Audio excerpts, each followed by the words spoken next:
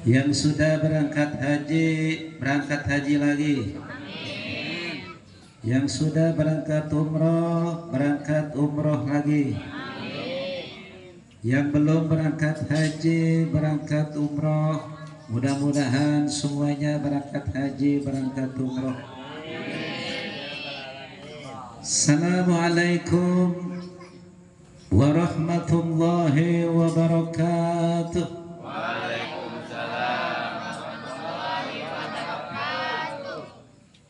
Bismillah, alhamdulillah, wassalatu wassalamu ala sayyidina rasulillah wa ala alihi wa sahbihi wa mawala, wa la hawla wa la quwwata illa billah, amma ba'du. Qala Allah ta'ala fil Qur'anil Karim, A'udzu billahi minasy syaithanir rajim. Bismillahirrahmanirrahim. Laqad kana lakum fi Rasulillahi uswatun hasanah liman kana yarjullaha wal yawmal akhir wa dzakarallaha katsira. Shadaqallahul azim. Wa qala Nabi sallallahu alaihi wasallam, innama bu'itsu liutammima makarimal akhlaq. Segala puji serta syukur kita panjatkan kehadirat Allah Subhanahu wa taala. Alhamdulillah, pada malam hari ini kita dapat hadir keluarga besar, yakni Haji Sa'an bin Haji Lai. Semoga kita semua kumpul bareng di dunia, kumpul bareng nanti di surga, amin. Kalau punya duit, jangan lupa kurban. Jangan lupa kurban supaya nanti naiknya bareng. Jelas, paham. Bang Dedi sudah kurban, Bang Astari belum kurban. Pas ditanya, Bang, ayo bareng, belum kurban gua. Rokok kuat, betul. Motor kuat, mobil kuat. Memahalan mana kurban sama mobil? Mahalan mana motor sama kurban? Kurban cuma 2 juta, betul. 2.500.000, 3.505.000 selama 1 tahun, maka masing-masing kita bisa kurban, insya Allah. Dan dengan syafaat Rasulullah Sallallahu Alaihi Wasallam, tak lupa kita membaca salawat dan salam, karena dengan perantaranya kita menerima ajaran yang benar, yakni ajaran Islam. Yang saya hormati dan saya muliakan seluruh jamaah keluarga besar arisan Bapak Sa'an bin Haji Ba'i, Haji Lai, juga pengatur acara Neng Indri, ya, juga yang memimpin tahlil nanti dan doa guru kita Bapak Ustadz Ahmad Sumitra. Di sini ada Engkong Haji Firman Bule nggak beliau? Bule. Juga ada Bang Haji Astari. Ini teman saya waktu sekolah, Haji Dedi Irama. Dan semua yang hadir pada kesempatan malam hari ini, yang insyaallah dimuliakan oleh Allah Subhanahu wa ta'ala. Saya berterima kasih bisa silaturahim, dan acaranya pun diawalin karena setelah ini saya ada acara di Tegal Alur. Saya nggak tahu acaranya dadakan barengan. Saya ustadz kampung gak pernah nyatet gitu. Tahu-tahu lupa. Ada yang bulan Agustus udah minta. Jadi mohon maaf, saya ceramah gak lama-lama. Ikan sepat, ikan gabus, ceramahnya lebih cepat, lebih bagus. 2 jam selesai. Setuju? Hadirin wal hadirat rahimakumullah. Boleh nyanyi? Boleh. Tung keripik tulang bawang, corona sudah hilang, ganti musim kondangan.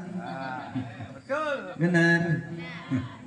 Tung keripik tulang bawang, kalau pergi ngaji cium tangan suami. Bu, dicium tangan suami belum? Udah. Insya. Kenapa apabila seorang istri dia berangkat ke warung, berangkat kondangan, berangkat nganterin anak, berangkat ngaji, dia cium tangan suami, ciumnya bolak balik. Maka ketika salam ini depannya, ini artinya apa? Istri minta doa. Mati-matian ya? Halo. Kenapa ini?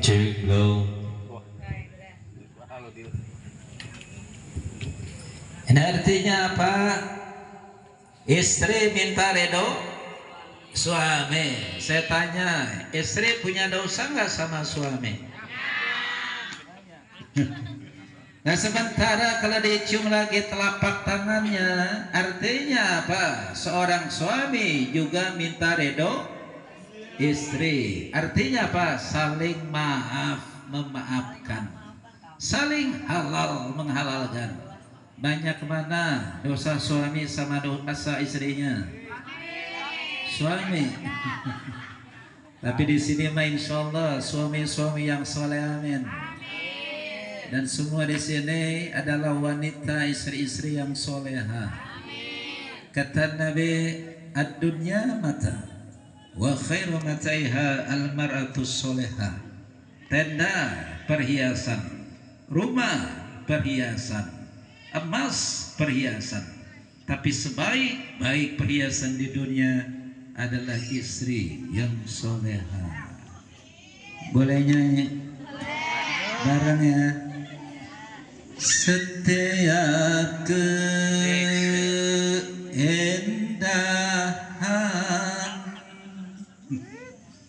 perhiasan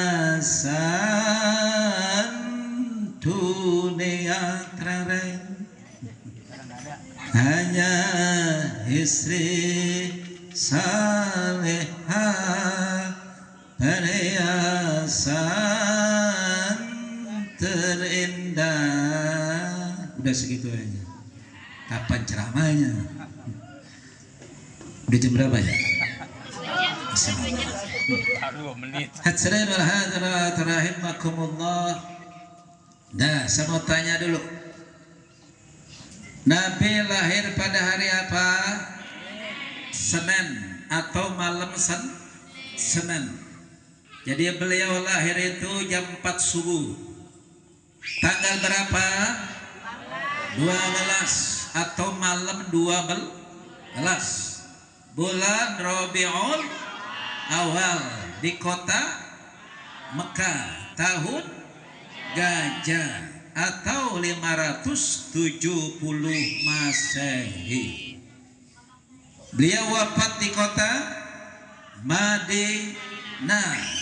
Harinya sama, tanggalnya sama, bulannya sama, tahunnya 632 Masehi atau tahun 11 Hijriah. Nah, kemudian beliau punya seorang kakek namanya siapa? Abdul Muthalib. Beliau punya seorang paman namanya siapa? Abu Thalib. Siapa nama ayahnya? Abdullah. Usia 25 tahun ayahnya wafat. Artinya apa? Ketika Nabi belum dilahirkan, beliau sudah menjadi anak yatim. Ibunya siapa? Aminah atau Siti Aminah atau Sayyidah Aminah. Usia 6 tahun ibunya wafat, maka beliau dalam usia 6 tahun sudah jadi anak yatim piatu. Nah, perlu kita ketahui ketika Nabi dilahirkan ke dunia ini, kalau kita melihat, menengok, membaca sejarah, malam itu bumi tergoncang, berhala di dalam Ka'bah roboh, jatuh, hancur dalam ukuran detik. Kemudian pada malam itu Abdul Muttalib kakek beliau melihat sumur air Zam-Zam, airnya tambah besar, airnya tambah banyak, meluap dan mengalir. Malam itu Abdul Muttalib melihat langit amat sangat terang. Malam itu Abdul Muttalib melihat rumah anaknya. Siapa rumah anaknya itu? Siti Aminah. Rumahnya bercahaya, bercahayanya amat sangat terang. Takjub, subhanallah, tanda-tanda ilahi, tanda-tanda kekuasaan Allah. Artinya apa? Ada seseorang yang akan lahir ke dunia ini, yang akan diutus oleh Allah menjadi seorang nabi, menjadi seorang rasul. Masuklah Abdul Muttalib ke rumah anaknya Fatimah yang bercahaya itu, dan di dalamnya sudah lahir seorang bayi laki-laki.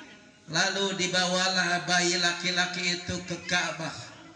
Sesampainya di Ka'bah, dihadapkan ke Hajar Aswad, batu yang berasal dari surga, dihadapkan ke arahnya itu untuk mengharap keberkahan.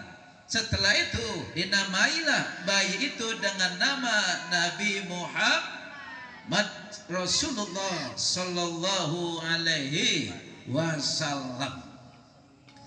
Nah, perlu kita ketahui, ketika usia 2 tahun Nabi Muhammad Sallallahu Alaihi Wasallam, sebelum menjadi seorang rasul, seorang nabi, yakni 2 malaikat telah membelah dada Muhammad agar hati dan jiwa Muhammad terus terpelihara kebersihan dan kesuciannya. Nah, karena itu Muhammad kecil sebelum menjadi nabi, seorang rasul, gak pernah berkata-kata yang kasar, gak pernah membentak, gak pernah mencaci maki.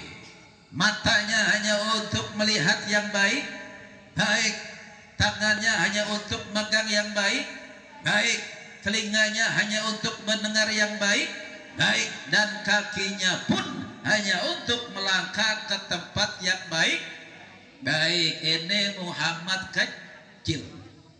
Nah, ketika remaja, belum menjadi seorang nabi, belum menjadi seorang rasul oleh orang kafir Quraisy, karena akhlaknya, karena budi pekertinya, karena kejujurannya, Muhammad remaja diberi gelar Al-Amin, orang yang dapat dipercaya. Nah, kemudian pada usia 40 tahun di Gua Hira, beliau mendapat wahyu yang pertama. Saat itulah diangkat menjadi seorang nabi, seorang rasul. Nah, para sahabat bertanya, wahai Sayyidah Fatimah Az-Zahra radhiyallahu anha, putri Rasulullah sallallahu alaihi wasallam, bagaimanakah akhlak Nabi? Fatimah menjawab, innahu khuluquhul Quran. Akhlak Nabi adalah Al-Quran. Nabi adalah Al-Quran yang berjalan.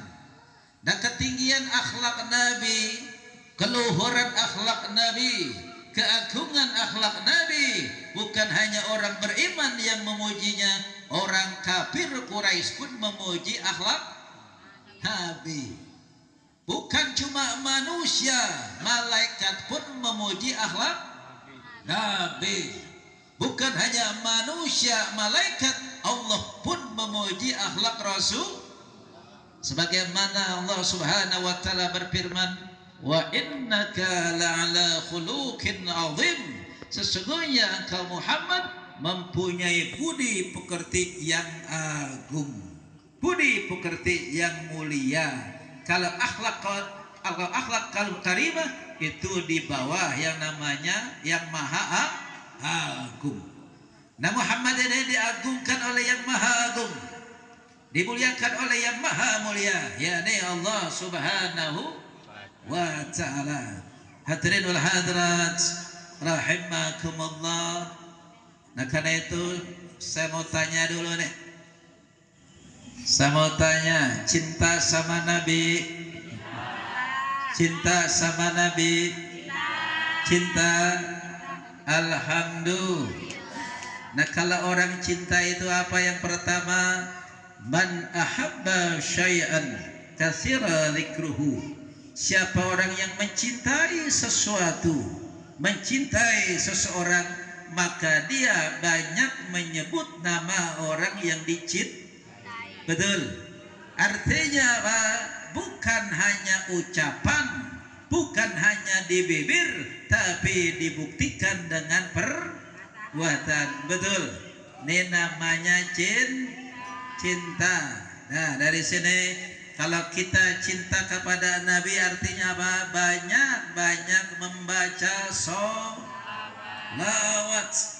Di malam ini insya Allah kita semua mendapatkan syafaat baginda Nabi besar Muhammad. Assalamu alayka ya Rasulullah. Assalamu alayka ya Habiballah. Assalamu alayka ya Nabi Allah.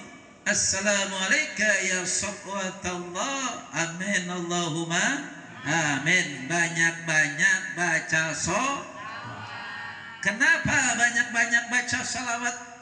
Apabila salawat yang kita baca maknanya adalah doa. Jadi kalau malam ini kita maulid, ada tema yakni kehidupan berkeluarga yang harmonis ala Rasulullah, maka doa selawat maknanya itu jadikan ya Allah keluarga besar almarhum Bapak Haji Sa'an bin Haji Lai semuanya jadi keluarga yang sakinah, mawaddah, warahmamin, yang cinta kepada Allah, yang taat kepada Allah, yang cinta kepada Rasulullah, yang berbakti kepada kedua orang tua, berguna bagi agama, bangsa dan negara. Amin Allahumma. Jadi salawat maknanya adalah doa. Kalau kita naik motor baca salawat, ya Allah berikan kemudahan, kelancaran, keselamatan dalam perjalanan. Betul. Kalau kita punya anak masih sekolah, ya Allah berikan anugerahkan ilmu yang manfaat dan luluskan sampai dia jadi sarjana. Amin. Kalau punya anak sudah lulus sarjana belum kerja, maknanya ya Allah percepat mendapatkan pekerjaan. Kalau belum punya jodoh, sudah menikah belum punya keturunan, maka ya Allah percepat punya percepat punya keturunan. Karena itu banyak-banyak baca selawat yang kita baca ini merontokkan dosa-dosa.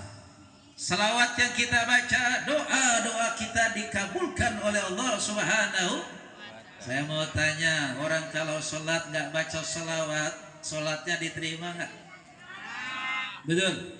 Kita mau doa nih, baca nggak selawat? baca. Kenapa? Dengan selawat yang kita baca, doa-doa kita diijabah, dikabul oleh Allah Subhanahu. Dengan selawat yang kita baca, maka nanti kita akan menyeberangi Shiratal Mustaqim didampingi oleh malaikat Jibril alaihissalam. Ketika kita membaca salawat, nanti inna aulan nasi yaumal qiyamah aktsaruhum alaya salatan. Sesungguhnya orang yang banyak baca salawat nanti di hari kiamat akan bersama dengan baginda Nabi besar Muhammad. Karena itu banyak-banyak baca salawat. Ingat, baca salawat jangan cuma waktu ngaji, betul. Jangan hanya waktu kita mau maulid, jangan hanya waktu kita di dalam masjid, tapi juga ketika kita lagi naik berkendara, lagi naik motor nganterin anak ke sekolah baca sholawat, lagi pulang ke rumah baca sholawat, lagi mau berangkat ke kantor baca yuk semua kita baca sholawat. Sallallahu ala Muhammad,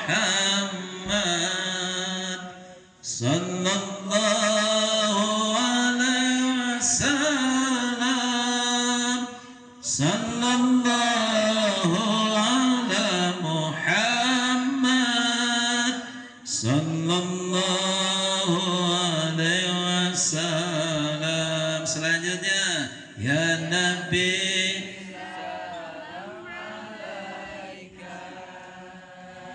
ya Rasul,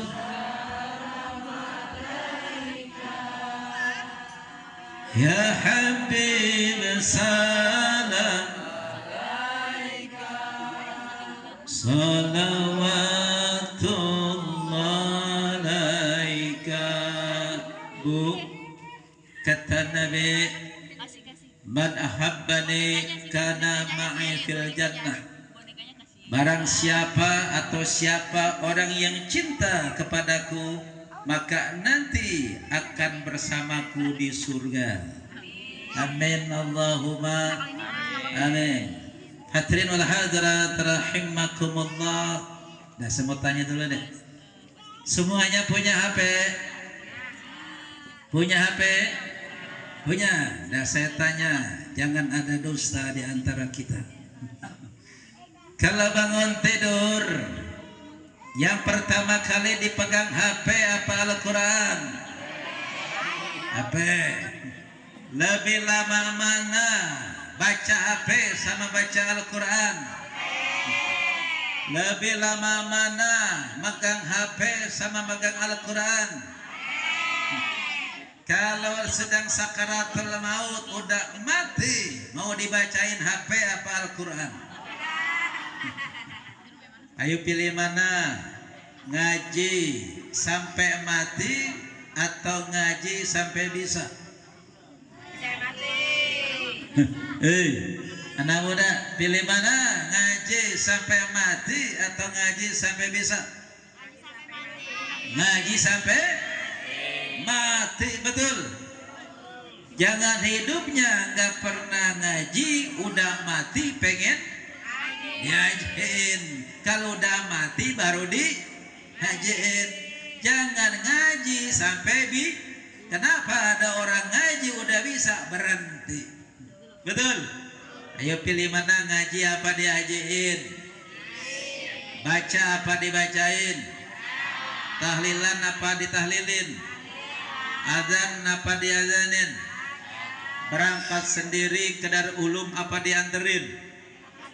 Agak sendiri. Mau sholat di depan imam atau di belakang imam?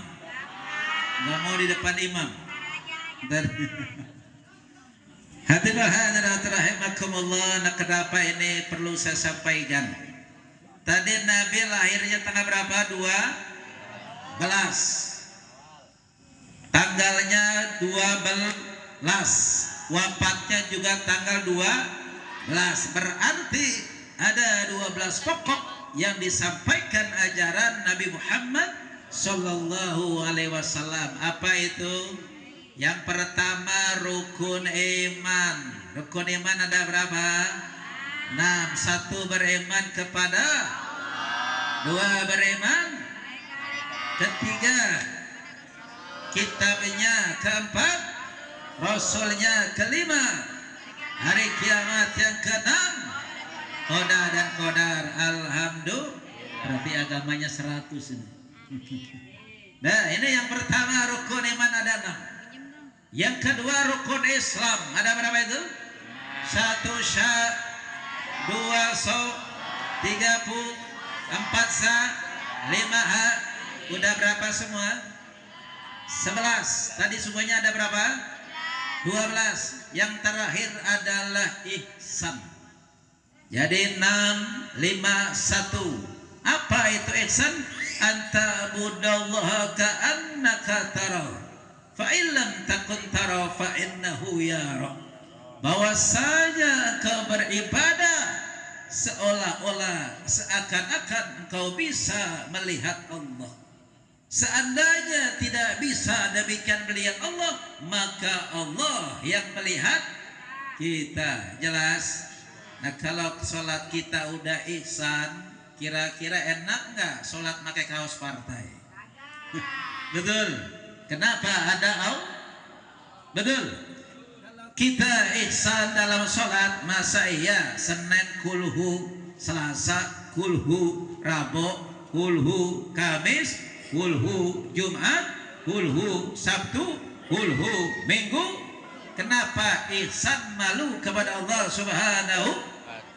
Orang kalau ihsan kepada Allah artinya apa? Kalau sudah sholat ngapain? Dia zikir dulu.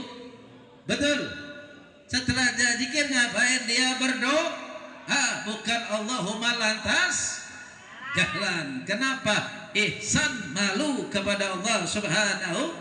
Nah, sedikit ini yang saya sampaikan tentang sholat, karena pentingnya kenapa Nabi ketika ditarik perlahan-lahan ruhnya oleh malaikat Israel alaihissalam, ketika itu badan Nabi dingin, kemudian kaki dan dadanya pun tidak bergerak, bibirnya pun pucat kebiru-biruan sambil bergetar seolah-olah ingin ada yang disampaikan. Maka ketika itu Sayyidina Ali mendekatkan telinganya di bibir Rasulullah Sallallahu Alaihi Wasallam. Apa yang disampaikan Nabi? Usikum bis-shalah, usikum bis-shalah, usikum bis-shalah. Pelihara sholat. Ini ketika Nabi dalam keadaan sakaratul maut. Nah, dari konteks ini saya ingin tanya dulu tentang sholat.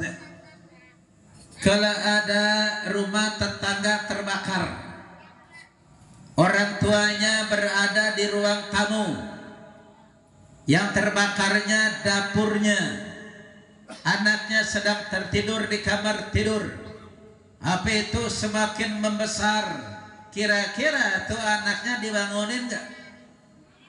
Betul. Seandainya susah dibangunin, disiram nggak? Seandainya masih belum bangun, ditarik. Kalau nggak ditarik, digendong. Kenapa? Ada api yang sedang membakar. Ini baru api dunia. Betul. Nah, artinya apa? Kalau ada orang tua, anaknya subuh, lalu orang tua tidak membangunkan anaknya, atau anaknya sulit untuk dibangunkan, artinya apa? Orang tua mengikhlaskan anaknya dibakar api. Betul. Nah, sepanas-panasnya api dunia, yakni warnanya kebiru-biruan, sementara panasnya api neraka 70 kali panasnya api yang ada di dunia. Nah, dalam surat Al-Hajj ayat 147 dijelaskan, satu hari di neraka sebanding 1000 tahun di dunia. Satu kali tidak sholat, maka satu hari di neraka sebanding 1000 tahun di dunia. Kalau johornya out, asarnya out, maghribnya out, isanya out, subuhnya out, maka 5 kali sama dengan 5 hari di neraka, sebanding 5.000 tahun di dunia. Nah, karena itu jangan sampai meninggalkan sholat. Betul, nanti di neraka orang dikasih oleh Allah makan gratis, namanya makan buah zakum. Apa itu buah zakum? Lelehan logam yang mendidih, yang apabila dimakan maka khususnya akan hancur. Nanti di neraka oleh Allah dikasih minum hamim. Apa air hamim? Air yang sangat mendidih, yang apabila diminum maka khususnya akan terputus. Karena itu jangan sampai meninggalkan sholat. Betul, Nabi bersabda, awwalu ma yuhasabu bihil 'abdu yaumal qiyamah as-shalah. Amal manusia yang pertama kali dihisab, diperiksa pada hari kiamat adalah sholatnya. Fa in saluhat saluhat sairu amalihi wa in fasadat fasada sairu amalihi. Apabila sholatnya baik, dia mengerjakan sholat, maka amal-amal yang lain diterima. Dia puasa, puasanya diterima. Dia sedekah, sedekahnya diterima. Dan dia mengaji, mengajinya diterima. Tetapi kalau dia tidak sholat, maka amal-amal yang lain tidak diterima. Miftahul jannah as-sholat. Kunci masuk surga adalah sholat. Bapak punya motor, motornya tertinggal nih di tempat ini. Waktu pulang lupa tuh kunci motornya di parkiran. Kira-kira motornya hidup nggak? Nggak bisa hidup. Betul. Kita mau pulang naik motor, tahu-tahu kunci rumah tertinggal di tempat ini. Kira-kira itu rumah kita, bisa nggak buka pintunya? Miftahul jannah as-sholat. Kunci masuk surga adalah sholat. Karena itu sholatnya jangan sampai ditinggal. Hadirin wal hadirat rahimakumullah. Bang Deddy sudah jam berapa? 20 51 udah jam 9 ya. Sejanjian di Algon jam 9. Dah penutupnya dah. Bu, pernah di sini lampunya mati? Pernah? Malam pernah? Di kampung apa? Bojong. Kampung Bojong lampunya mati malam. Dadakan dari PLN, maka gelap tambah gelap. Betul. Ketika gelap tambah gelap, ada ular, desisnya kita dengar di rumah kita. Panik nggak? Takut nggak? Cari pintu untuk keluar, cari jendela untuk melompat. Kita pun teriak, tolong, tolong, tolong, ada ular di rumah kita. Betul. Kita hidup di atas tanah, udah mati masuk ke dalam tanah. Ketika kita masuk ke dalam tanah dikuburin, ada ular masuk ke dalam kuburan kita, bisakah kita keluar? Adakah pintu untuk keluar? Adakah jendela untuk melompat? Masih bisakah teriak tolong, tolong, tolong? Saat itu yang menolong kita adalah amal-amal ibadah kita. Betul. Nah, ini penutup yang pertama. Nah, terakhir ada sebuah kisah tukang kuli membangun rumah. Dia pengen berhenti, pengen pensiun. Lapor sama bosnya, bos, saya pengen berhenti, saya pengen pensiun. Kata bosnya, bapak boleh berhenti, bapak boleh pensiun, syaratnya bikin dulu rumah yang terakhir. Singkat cerita, 2 minggu kemudian rumahnya jadi. Lapor sama bosnya, bos, nih kuncinya. Izin, mohon maaf lahir batin saya berhenti. Setelah diterima kuncinya kepada bosnya, dibalikin lagi tuh kuncinya ke pegawainya. Nah, ini kunci ente pegang. Maksudnya bos, itu rumah terakhir yang bapak bangun. rumahnya buat bapak, seneng nggak? Berhenti dapat rumah, nangis tapi senang, nangis tapi bahagia, nangis tapi gembira. Pulang ke rumah ditanya sama istrinya, Pak, bagaimana, boleh berhenti? Boleh. Lalu dikasih kunci. Maksudnya apa? Ternyata rumah terakhir yang bapak bangun, rumahnya buat kita, istrinya alhamdulillah. Tapi suaminya nangis, nangisnya nyesel. Kenapa nyesel? Ya Allah, kalau tahu ini rumah terakhir yang saya bangun, rumahnya buat saya, kenapa bangunnya buru-buru? Kalau tahu ini rumah terakhir, rumahnya buat saya, kenapa barangnya tidak berkualitas? Kalau tahu ini rumah terakhir, rumahnya buat saya, kenapa ukurannya tidak teliti? Artinya apa? Kita sedang membangun rumah di dunia, tapi rumahnya untuk di akhirat. Paham? Jadi kalau lagi doa jangan buru-buru. Kalau lagi sholawatan jangan buru-buru. Kalau lagi ngaji jangan buru-buru. Kalau lagi sholat jangan buru-buru. Jelas? Nah, kalau kita sholat, pandangan mata jangan ke depan. Pandangan matanya ke tempat sujud. Kalau upacara boleh ke depan. Makanya orang upacara gak ada yang khusyuk. Betul? Makanya tempat sujud yang kita lihat. Coba lihat sekarang, jilbab namanya mukena warna-warni enggak? Betul. Ada yang hijau, ada yang oranye, ada yang putih, ada yang motifnya bunga. Kalau kita pandangan ke depan, maka sholat kita jadi tidak khusyuk. Kalau sholat pandangan kita ke tempat sujud. Betul. Nah, kemudian kalau kita sholat, itu cara memberi salamnya adalah jangan dada kita ini ikut menoleh, ikut bergerak. Yang noleh ke kiri ke kanan cuma leher. Assalamualaikum. Ya, lalu teruskan dulu. Warahmatullah. Assalamualaikum. Terusin lagi. Warahmatullah. Bareng-bareng. 1, 2, 3. Assalamualaikum. Lurusin. Warahmatullah. Assalamualaikum warahmatullah. Di sini udah pintar semua. Betul? Karena rajin-rajin ngaji. Nah, ini saja yang dapat saya sampaikan. Nyanyi bareng-bareng dah.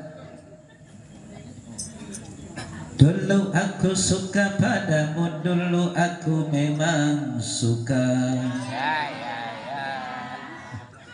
Dulu aku gila padamu, dulu aku memang gila. Sebelum aku tahu kau dapat merusak hidupku. Sebelum aku tahu kau dapat merusak jiwaku. Gara-gara kamu orang bisa menjadi gila. Gara-gara kamu orang bisa menjadi edan. Gara-gara kamu orang bisa putus sekolah. Gara-gara kamu orang kehilangan masa depan. Jelas? Jangan minum minuman keras, jangan narkoba, jangan pornografi. Insya. Nah, ini saja, mohon maaf. Perjalanan saya 1 jam. Jam 10 saya sudah ditunggu. Sengaja saya bawa motor, pengen kayak Sipa langsung terbang. Nah, subhanaka Allahumma wa bihamdika asyhadu an la ilaha illa anta astaghfiruka wa atubu ilaik.